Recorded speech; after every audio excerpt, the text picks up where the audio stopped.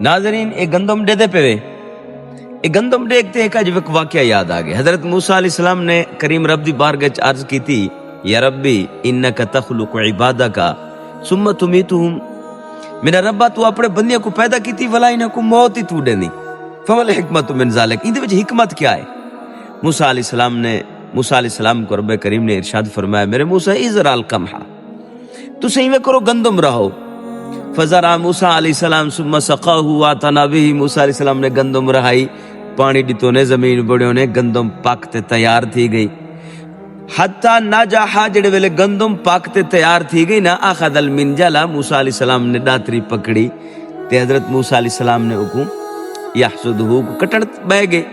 موسیٰ علیہ السلام گندم کٹیں دے بیٹھن تے قال ربو، قال اللہ تبارک و تعالی، اللہ نے ارشاد فرمایا، یا موسیٰ زرعتہ و قطعتہ، موسیٰ صحیح رہیں دے آپ وے، آج وال کپیں دے بھی آپ بیٹھے وے، خیر ہوئے موسیٰ سی کیوں کو بیٹھے کپیں دے وے؟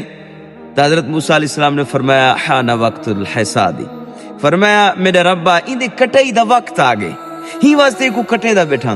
میرے رب نے ارشاد فرمایا، میرے موسیٰ صحیح تسا کنے کر رہائیے، کنے کر رہا تے ڈٹھے وے جلے پاک گئیے، والا اپنے ہتھے نہ کٹن بہ گئے وے، میرے بندیاں دا بھی موت دا ایک وقت ہے، میں بھی اپنے بندیاں دا ایک وقت مقرر کیتے، جڑے ویلے انہیں دا وقت آمدے نا، والا میں انہیں کو موت دینا۔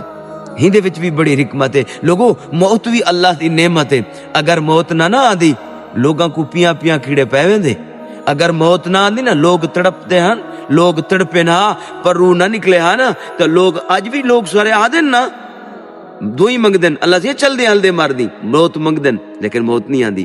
یارو تیاری کرو اپنی آخرت دی، تیاری کرو اپنی آخرت دی۔ یہ وقت مختصر ہے، اج 17واں روزہ ہے، تیاری کیتی ہے اپنی آخرت دی کہ اگر کل موت آوے اپنے واسطے کیا انتظام ہے؟ حقیقت ہے موت کنفرم ہے، جویں ہن اے جٹ پانی آخری لا چکے، آخری پانی لگ چکے کو حضرت نے پکن دی انتظار ہے چے، اے جویں پک دی پئی ہے نا اویں جٹ کا ڈاتری چاہتے آوے سی، تے ایویں یاد رکھو اپنا بھی ایک وقت ہے، جلے وقت آیا نا ملک الموت ڈاتری چاہتے آوے سی، آپاں بھی ٹرنے۔ ای واسطے ہر سال دی فصل کو بدل دیا ہویاں دے کے سمجھو کہ اساں آخرت دی تیاری کرنی ہے۔ اللہ آپاں کو تیاری کرنے دی توفیق عطا فرمائے۔